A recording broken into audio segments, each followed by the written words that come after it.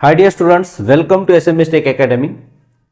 Polytechnic first इयरचा syllabus ज्यामध्ये basic science हा सर्वात कठीण विषय आहे तो विषय आपण घेऊन येत आहे. त्या विषयाचा सिलेबस बरेचसे स्टुडंट विचारतात की सर आत्ताच मी पॉलिटेक्निकमध्ये ॲडमिशन घेतली आणि आम्हाला इतकी आतुरता आहे सर की बेसिक सायन्समध्ये काय होणार आहे आणि काय मजा येणार आहे आणि कोणता कोणता सिलेबस सर आम्हाला कोणता राहणार आहे ते थोडंसं आम्हाला सांगा. बेसिक सायन्स बद्दल आम्हाला नॉलेज नाही. तसंही तुम्ही जसे फर्स्ट इयरमध्ये ॲडमिशन घेता, फर्स्ट इयरमध्ये ॲडमिशन घेतल्यानंतर सगळ्या विद्यार्थ्यांना आतुरता असते की काय असणार, कोणते कोणते विषय असणार आहे ना, त्या विषयापैकी कोणता विषय सर्वात कठीण आहे, कोणत्या विषयाची गरज लावायची आहे क्लास, हे सगळं आपण आजच्या या क्लासमध्ये घेऊन येणार आहे. तर बेसिक सायन्स हा प्रथम वर्षाचा सर्व ब्रांचचा सब्जेक्ट आहे आणि अति महत्वाचा सब्जेक्ट आहे. आज सर्वच ब्रांचला महाराष्ट्रामधील सगळ्याच पॉलिटेक्निक कॉलेजमध्ये हा सब्जेक्ट शिकवला जातो आणि या सब्जेक्टचा रिझल्ट हा सर्वात खराब रिझल्ट आहे. पुढच्या व्हिडिओमध्ये मी घेऊन येणार आहे की रिझल्ट स्टुडंटचे लागलेले त्यांना बाकीच्या सब्जेक्टमध्ये सगळ्यात चांगले मार्क्स आहे, पण बेसिक सायन्समध्ये सर्वात खराब मार्क्स आहे. मुलं बेसिक सायन्सकडे लक्ष देत नाही कारण की बेसिक सायन्स हा सब्जेक्ट आहे. हा सब्जेक्ट आपल्याला असं वाटते की इझी आहे, जसं विज्ञान आपण पाहिलं होतं 10वी मध्ये तशा टाईपच आपल्याला वाटते, पण याची लेवल खूप कठीण आहे, खूप हार्ड आहे. युनिट अँड मेजरमेंट तुम्ही जरी पाहिलं असेल, पण 11वी 12वीचा जो सिलेबस आहे तो सिलेबस याच्यामध्ये कव्हर केलेला आहे. तर तो बेसिक सायन्स मध्ये आपण पाहणार आहे. बेसिक सायन्स जर विषय पाहिला तर तुम्ही असं सिलेबस कसा डाउनलोड करायचा त्याचा व्हिडिओ ऑलरेडी तुम्हाला दिलेला आहे, तिथून डाउनलोड करायचा आहे. हा आपण बेसिक सायन्सचा सिलेबस काय केलेला आहे, डाउनलोड केलेला आहे. ठीक आहे. बेसिक सायन्सचा सिलेबस डाउनलोड केल्यानंतर आपण पाहतो की बेसिक सायन्स मध्ये जो त्याचा कोड असते तसा हा 311305. जसं आता तुमची एक युनिक आयडेंटिटी आहे, जसं तुमचा एखादा स्टुडंट आहे, स्टुडंटचा एक मोबाईल नंबर असेल, त्याला जर कॉल केला तर तोच लागते. तसाच प्रत्येक विषयाचा एक आयडेंटिफायर आहे, एक नंबर आहे. तो नंबर म्हणजे हा 311305. या विषयाचं नाव आहे बेसिक सायन्स. ठीक आहे. बेसिक सायन्सचा अर्थ होते मूळ, है ना. सायन्स म्हणजे होते विज्ञान, है ना, मूळ विज्ञान. बेसिक सायन्स हा विषय आहे. याला शॉर्टकट मध्ये तुमच्या टाइम टेबल मध्ये असं नाव लिहिन, BSc असं नाव येईल. BSc जेव्हा टाइम टेबल राहील ना तर टाइम टेबल मध्ये BSc असं नाव येईल. ठीक आहे. आता हा जो विषय आहे या विषयामध्ये तुमचे दोन विषय येतात. बेसिक सायन्स मध्ये दोन विषय येतात. एक येते फिजिक्स, हे लक्षात घ्या. ठीक आहे. एक येते फिजिक्स आणि दुसरा असते केमिस्ट्री. हे दोन विषय आहे. पहिला फिजिक्स आणि दुसरा केमिस्ट्री. मग फिजिक्सचे किती युनिट, पहिला, दुसरा आणि तिसरा हे फिजिक्सचे युनिट आहे. नंतर चौथा, पाचवा आणि सहावा हे केमिस्ट्रीचे. असे टोटल तुम्हाला युनिट किती येणार, 6 युनिट आहे. मग आता बाकीच्या क्लासमध्ये तुम्ही जर पासाल, दुसरीकडे जर समजा कुठेही तुम्ही क्लास लावला ऑनलाईन किंवा ऑफलाईन, तर आपल्याकडे दोन्ही ऑनलाईन आणि ऑफलाईन दोन्ही अवेलेबल आहे. तर तिथं कसं असतं, फिजिक्स दुसऱ्या शिकवते, केमिस्ट्री दुसऱ्या शिकवते. आपल्या इथं तसं नाही. फिजिक्सही मी शिकवणार, केमिस्ट्री मी शिकवणार, दोन्हीही तुमचे सायमल्टेनियसली चालणार. ठीक आहे. म्हणून बिंदास राहा. 6च्या 6 युनिट तुमचे चांगल्या पद्धतीने कव्हर होतील आणि आपल्याकडे आपण जे क्लास घेतो त्याच्यामध्ये प्रॅक्टिकली शिकवतो. प्रॅक्टिकली म्हणजे आपण डायरेक्टली ते डेमॉन्स्ट्रेशन घेणार. ठीक आहे. एखादा फॉर एक्झाम्पल तुम्हाला जर सरफेस टेन्शनचं उदाहरण पाहिजे तर सरफेस टेन्शनचं एक्झाम्पल तुम्हाला लाईव्ह डेमो इथं मी घेऊन दाखवणार. कारण पुढच्या व्हिडिओमध्ये तुम्हाला धीरे धीरे तुम्ही व्हिडिओ बघत राहा. या व्हिडिओ तुम्हाला लक्षात येईल की सर कसे शिकवतात आणि कोणत्या पद्धतीचा आहे. मराठी मीडियमचा विद्यार्थी आणि इंग्लिश मीडियमचा विद्यार्थी या दोघांमध्ये थोडासा फरक पडतो, कारण की मराठी मीडियमच्या विद्यार्थ्याला थोडंसं कठीण जाते आणि त्याच्यासाठी तर क्लास आहेच आणि इंग्लिश मीडियम वाल्यासाठी पण हा क्लास आहे, कारण दोघांसाठी सेम आहे. दोघांना एकच पेपर द्यायचा आहे आणि दोघांना चांगला रिझल्ट लावायचा आहे. बेसिक सायन्स हा रिझल्ट घसरवणारा सब्जेक्ट आहे, कारण की तुमचे चांगले पर्सेंटेज बनतात बाकीच्या सब्जेक्टमध्ये, पण बेसिक सायन्स मध्ये तुमचे पर्सेंटेज घसरतात. त्याचं कारण आहे की हा थोडासा कठीण विषय आहे, थोडासा कठीण विषय आहे. मॅथ्स तुम्ही अवगत झालेला आहे, पण याची जी लेवल आहे ती इंजिनिअरिंगची लेवल आहे. ठीक आहे. या विषयाची जे लेवल आहे ते इंजिनिअरिंगचे लेवल आहे. हे जे फिजिक्स आणि केमिस्ट्री आहे हे तुमचा 8वी 9वी 10वी वाला फिजिक्स केमिस्ट्री नाही आहे. याची लेवल खूप खतरनाक आहे आणि त्याच्यामुळे विलं काय करतात, या विषयाकडे दुर्लक्ष करतात आणि या विषयाचा अभ्यास न करता त्याचे पर्सेंटेज डायरेक्ट घसरते. ठीक आहे. तर पेपर पॅटर्न कसा असते तर लक्ष द्या.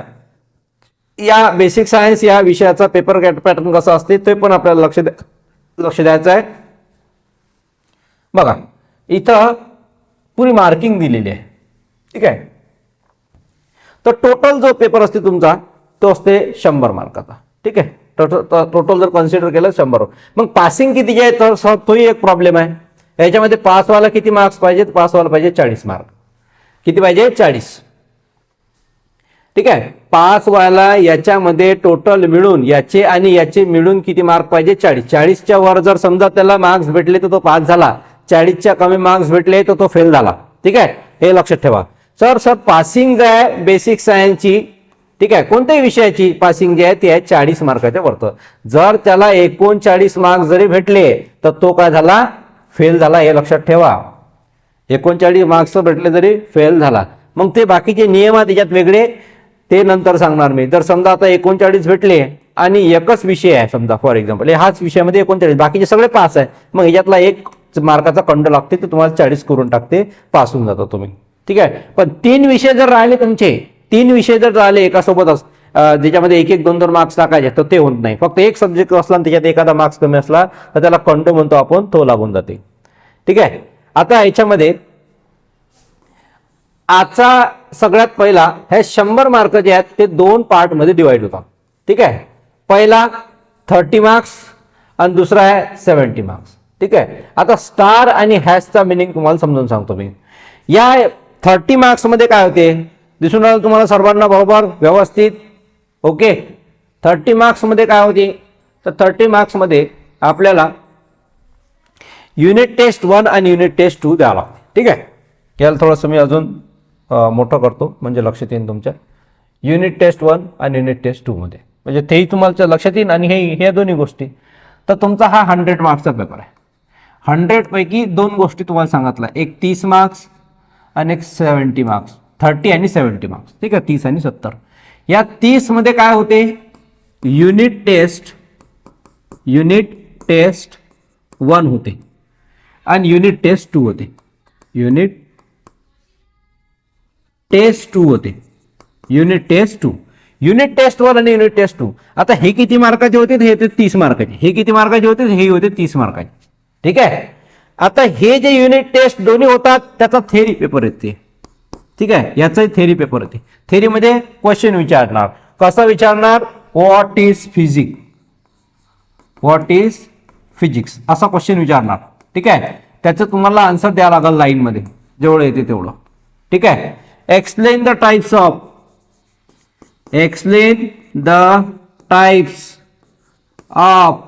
Unit physical quantity. ठीक आहे. असे क्वेश्चन येतील. ठीक आहे. असे थेरॉटिकल क्वेश्चन येतील या युनिट टेस्ट 1 मध्ये. सिमिलरली तुमची युनिट टेस्ट 2 होणार. ठीक आहे. आता समजा फॉर एक्झाम्पल तुमचा थेरी पेपर झाला युनिट टेस्ट 1 चा. लक्ष द्या, क्वेश्चन आन्सर मध्ये लिहायला लागतील तुम्हाला. युनिट टेस्ट मध्ये ह्या कॉलेजमध्ये होते. हे जे युनिट टेस्ट आहे याच्यापैकी जर समजा तुम्हाला 15 मार्क्स भेटले, किती 15 मार्क्स भेटले आणि ह्या दुसऱ्या युनिट टेस्ट मध्ये पण असाच क्वेश्चन येईल. ठीक आहे. आता याच्यामध्ये कसं आहे अर्धे येतील क्वेश्चन. नाही तुम्ही म्हणसाल सर हे कुठून आलं, अर्धे क्वेश्चन कसे येतील. एक मिनिट. याच्यामध्ये तुम्हाला अर्धे क्वेश्चन येतील. अर्धे क्वेश्चन कसे येतील पहा, लक्ष द्या. जर समजा 30 मार्क्सची तुमचा पेपर आहे, किती मार्क्सचा 30 मार्क्सचा 30 मार्क्सचा तुमचा काय पेपर आहे. मग 30 मार्क्सच्या पेपरमध्ये हा जो 30 मार्क्सचा पेपर आहे याच्यामध्ये काय राहील तर लक्ष द्या, याच्यामध्ये राहील फिजिक्स प्लस केमिस्ट्री.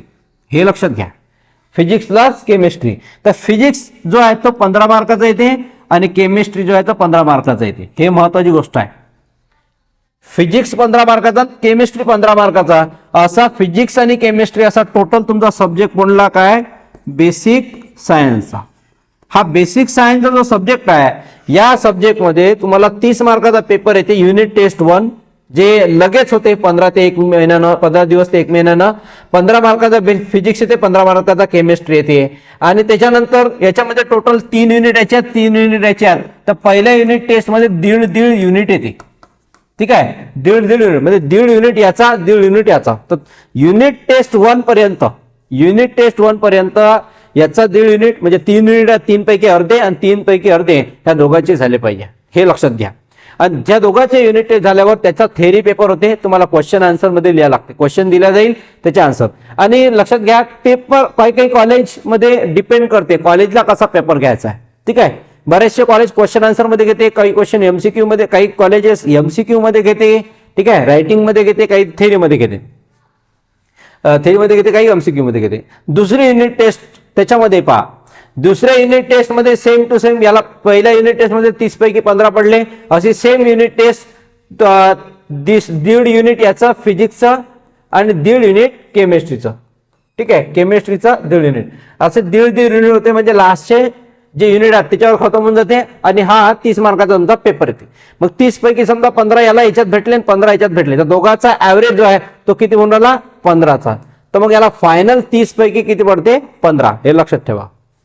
परंतु याचा अभ्यास जर तुम्ही चांगल्या पद्धतीने केला, हे सर्वात महत्व आहे. युनिट टेस्ट हे एक अशी गोष्ट आहे जी तुमचा स्कोअर वाढवते.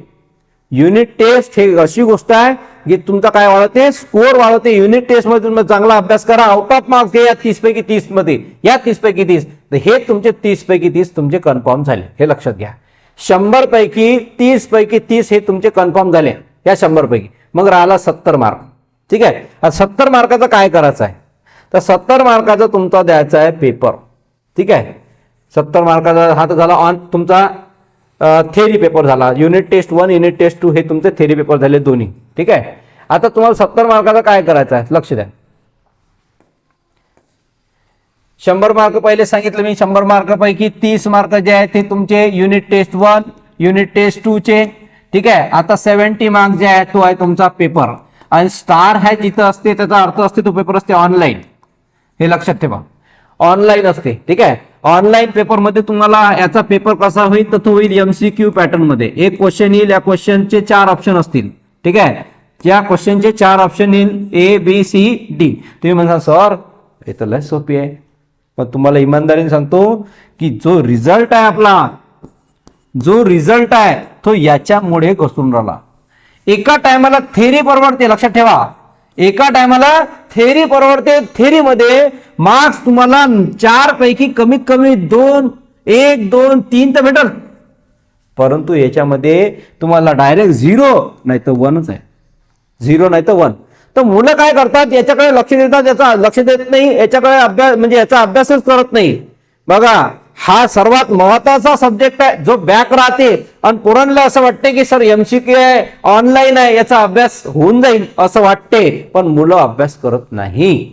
आणि दुसरी गोष्ट, इकडे थेअरी पेपर आहे. युनिट टेस्टचे पेपर कसे राहतील, थेअरी, आणि फायनल पेपर जो आहे तो एमसीक्यू राहील, पण फायनल पेपर पोरांचा बॅक राहते. काऊन की एमसीक्यू असल्यामुळे. आणि मला सांगा, एमपीएससी युपीएससी ची एक्झाम आहेत ना, त्या बऱ्याचशा आता तुम्ही ज्या मोठमोठ्या गेटची एक्झाम असते, एमपीएससी ची एक्झाम असते, कॉम्पिटेटिव्ह एक्झाम असते, त्यांचे एमसीक्यू कोण असते, कारण सगळ्यात टफ जर पेपर निघत असेल तर तो एमसीक्यूचाच निघते, थेअरीचा पेपर निघत नाही. थेअरीमध्ये काही लिहिलं, काही मोठे गाणे लिहितात त्याच्यात, तरी तो पास होऊन जाते. मग एमसीक्यू मध्ये असं काही नाही आहे. एमसीक्यू मध्ये तो परफेक्ट तसंच त्याचा आन्सर तो देऊ शकते, अदरवाईज तो गेला, कामातूनच गेला. ठीक आहे, म्हणून जेव्हा एमसीक्यूची एक्झाम होते, हे ऑनलाईन एक्झाम कॉलेजमध्ये होते. कॉलेजमध्ये डेस्कटॉप दिले जाते. या डेस्कटॉपवर याला पेपर 1, पेपर 2, पेपर 3 तिघांचे पेपर वेगळे वेगळे होतात. ठीक आहे, याला वेगळा पेपर येते, याला वेगळा पेपर येते, याला वेगळा पेपर येते. हा जर याला क्वेश्चन विचारला तर बोलू शकत नाही, एकमेकांशी क्वेश्चन विचारू शकत नाही. तुला जेवढं येते तेवढं सॉल्व्ह कर म्हणते आणि घरी जा. तर पोरांचा रिझल्ट एवढा कमी होऊन जाते. 100 पैकी पोराला मार्क्स जे आहे 50, ठीक आहे 55, आणि 70 पैकी जर पाहिलं तर 70 पैकी तर विशेष गंभीर होऊन जाते. इकडे चांगले मार्क्स भेटते त्याला, इकडे 25-30 मार्क्स भेटते. इकडे 70 पैकी मार्क्स 7 मार्क, ठीक आहे 12 मार्क, 14 मार्क्स, ठीक आहे, त्याच्यानंतर 21 मार्क्स, 22 मार्क्स असे मार्क्स भेटतात. इतकी खराब परिस्थिती आहे बेसिक सायन्सची. आणि म्हणून बेसिक सायन्सचा क्लास लावणं कंपल्सरी आहे, अनिवार्य आहे. मॅक्सिमम स्टुडंट महाराष्ट्रातील ऑनलाईन आणि ऑफलाईन दोन्ही रित्या क्लास लावतात. आपल्याकडे दोन्हीही प्लॅटफॉर्म अवेलेबल आहे. तुम्हाला जर ऑनलाईन क्लास लावायचा असेल तर ऑनलाईन माझ्यासोबत या.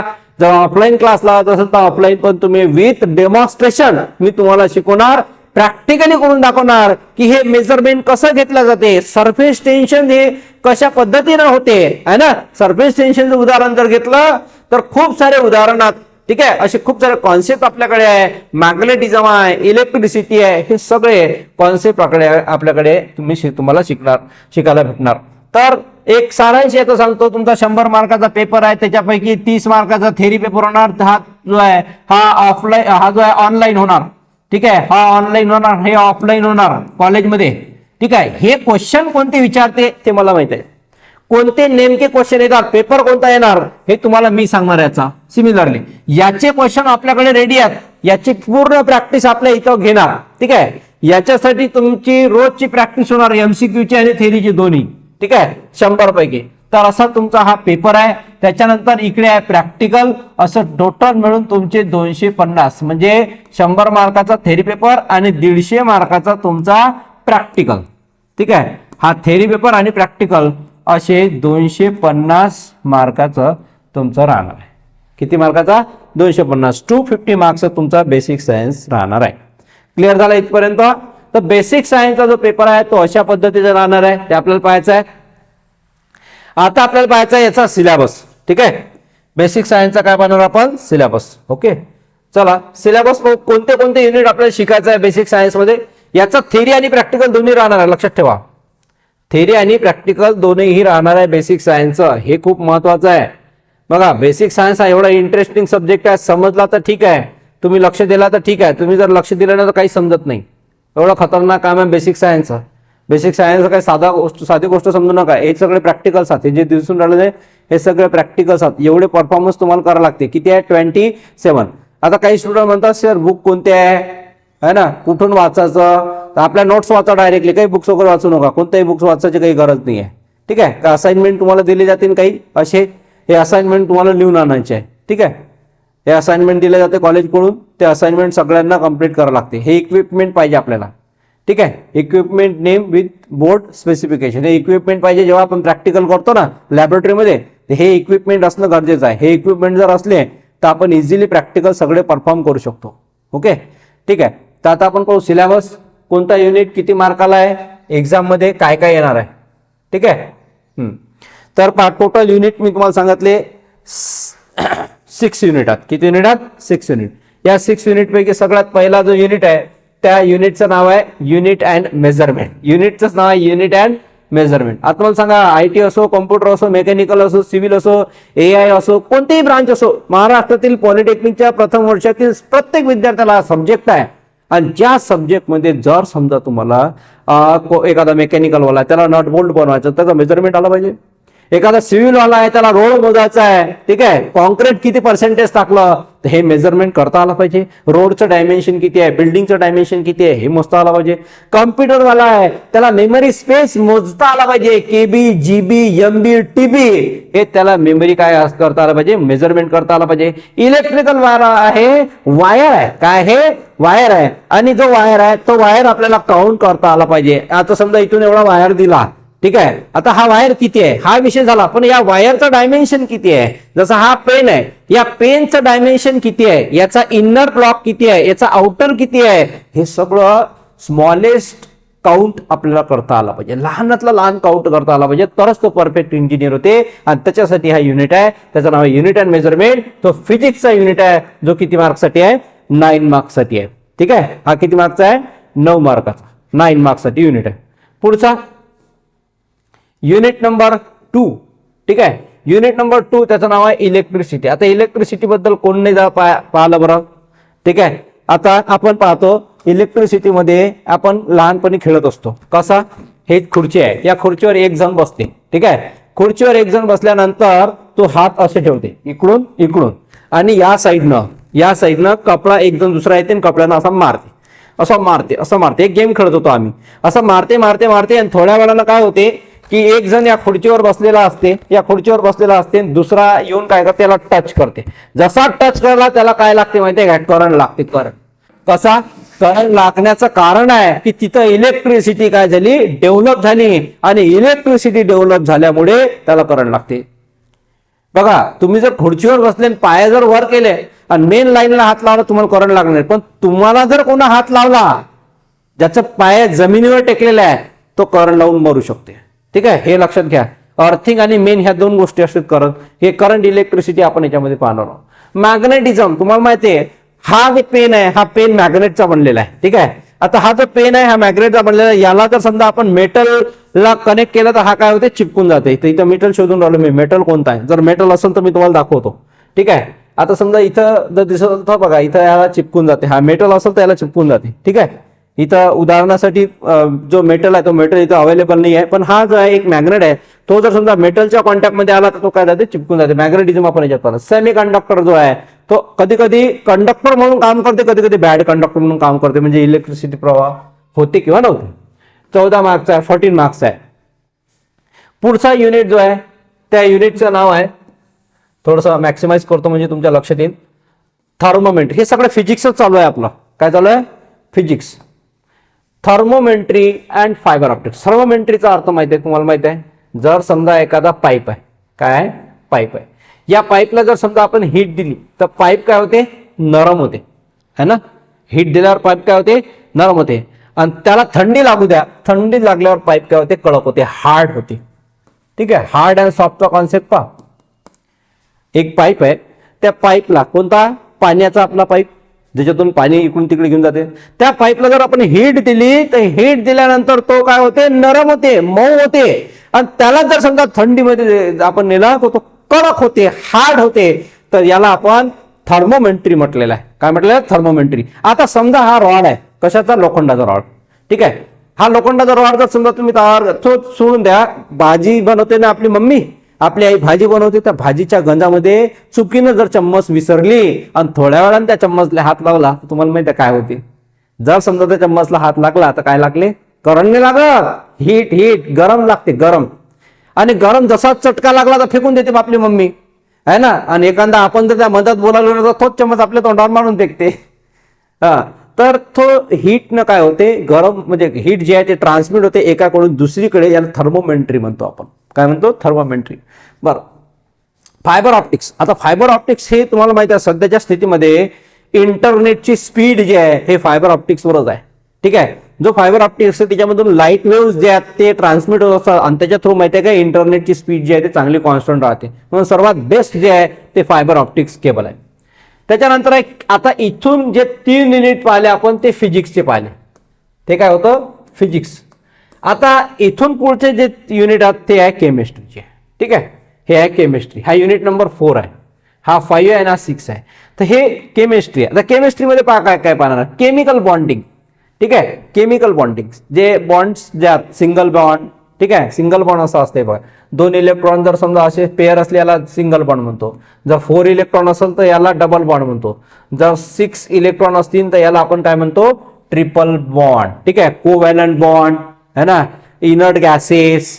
ठीक आहे, त्याच्यानंतर अजून याच्यामधले आपण केमिकल रिॲक्शन याच्यामध्ये पाहणार आहे, तो युनिट म्हणजे केमिकल बॉन्डिंग. ठीक आहे, त्याच्यानंतर आहे electrochemistry and metal corrosion and it's prevention. आता मला सांगा, इलेक्ट्रोकेमिस्ट्रीमध्ये जर समजा एक आपण बाउल घेतलं आणि त्या बाउलमध्ये पाणी टाकलं, ठीक आहे, पाण्यामध्ये आपण मीठ टाकलं, तर मला सांगा त्याच्यामधून इलेक्ट्रिसिटी प्रवाह होणार का?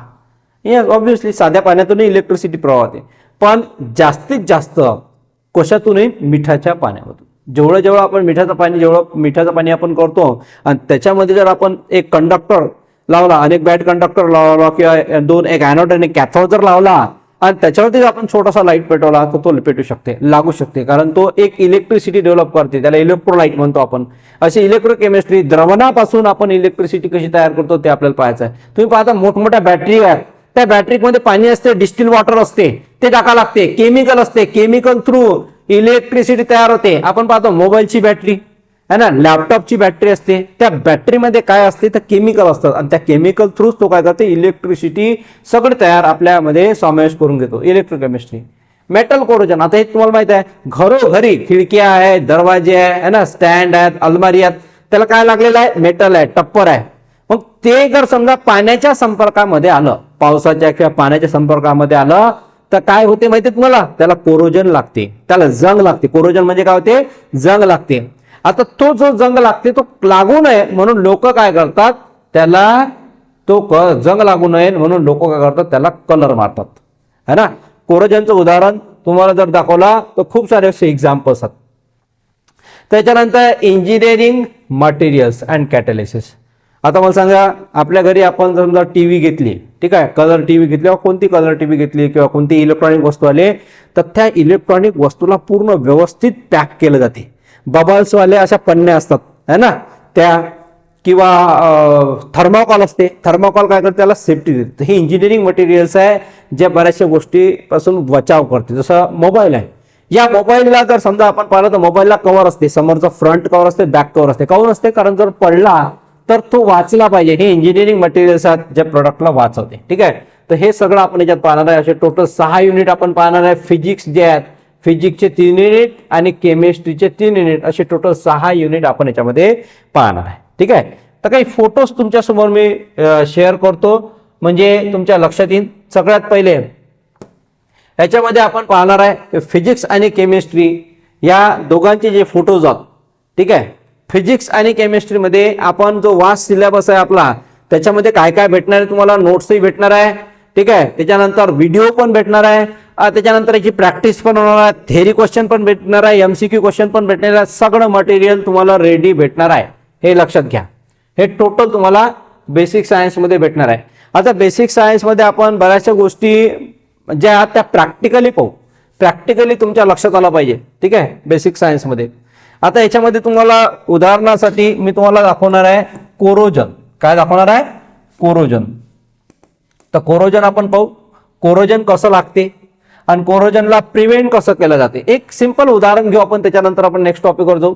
कारण की कोरोजन हा जो आहे तो पावसाच्या पाण्यामुळे लागते, ठीक आहे. जेव्हाही पावसाचं पाणी किंवा साधं पाणी जर आलं त्याला कोरोजन लागते. हा सिंपल एक हे आहे. तुम्हाला उदाहरणसाठी मी इथं फोटो काढून घेतो म्हणजे तुमच्या लक्षात येते कोरोजनचे, ठीक आहे. तुम्ही रिअल जे कोरोजन पाहिलेलं आहे तेच मी तुमच्या समोर दाखवतो, ठीक आहे. आता इथं पहा, हे कोरोजन आपल्याला एक युनिट आहे. हे असं कोरोजन असते, जंग लागलेला असते, रॅडिश कलर असते. बरं, हे याच्यापेक्षा सिंपल जे आहे ते इथं आहे. या इमेज मध्ये तुम्हाला चांगल्या पद्धतीने दिसत. हे बघा, असं तुम्ही पाहिलंय काय कुठं, हे काय, हे जॉईंट आहेत दोन. हा पाईप आहे, हे पाईप आहे इकडून तिकडून, हे दोन्ही पाईपचं जॉईन केलेलं आहे. इथं काय असते, तर ह्या पाईपाच्या इथं काय असते माहिती आहे काय, इथं नट असतात दोन, हे अशा नट केलेलं असते आणि हे पुरं जंग लागलेलं आहे. यालाच आपण काय म्हणतो, कोरोजन. हे कोरोजन कसं होते, याच्या रिॲक्शन कशा होतात, कलर कसा बनते, याचा हे सगळं आपण या युनिटमध्ये पाहणार आहोत. सिमिलरली दुसरं, इथे एक ताला आहे, ठीक आहे, लॉक आहे, लॉक, तो लॉक पहा, हा लॉक आहे, ठीक आहे. या लॉक मध्ये रिॲक्शन कशी झाली ते दाखवलेली आहे, ठीक आहे. हा साधा ताला आहे, मग त्याच्यानंतर जेव्हा रिॲक्शन झाली तेव्हा कोरोजनचा कलर पुरा चेंज होऊन जाते. हे रिॲक्शन आपण पुढे जाऊ, त्याला ऑक्सिडेशन रिडक्शन म्हणते, ऑक्सिडेशन आणि रिडक्शन. हा एक ताला आहे, इथं कोरोजन लागलेला आहे. आणि त्याच्यानंतर इथं पण आपल्या इंजिन मध्ये ऑइल टाकायला लागते आपल्याला. चेन जे पडते ना आपल्या घर, सायकलची जी चेन असते आपली, त्याच्यामध्ये घडी घडी ऑइल टाकला जाते. काऊन टाकलेलं जाते ऑइल, सायकल स्मूथ चालते. आणि दुसरी गोष्ट, तुम्ही जर ऑइल टाकलंच नाही तर जंग लागते आणि ते कठीण चालते सायकलची चेन, आणि सायकल कठीण चालते. हे बघा, हे चेन दिसून राहील तुम्हाला, हे चेन इंजिन आहे, हे इंजिन पुरं जंग लागलेलं आहे, हा कोरोजन आहे. तर हे आपण त्या टॉपिक मध्ये कव्हर करू. हे जस्ट एक्झाम्पल सांगितलं तुम्हाला की अशा पद्धतीचं कोरोजन असते. असंच आपण पुढच्या व्हिडिओमध्ये घेऊन येऊ unit number 1, unit and measurement. ज्या ज्या विद्यार्थ्यांना बेसिक सायन्सचा क्लास लावायचा आहे ते डिस्क्रिप्शन बॉक्स मध्ये आपला नंबर दिलेला आहे, ते माझ्याशी कॉन्टॅक्ट करा आणि आपला क्लास कंटिन्यू करा. काही दिवस तुम्हाला 4 ते 5 डेमो पाहायला जाईल, तुम्ही डेमो बघा आणि त्याच्यानंतर मग आपला क्लास जॉईन करा. ओके.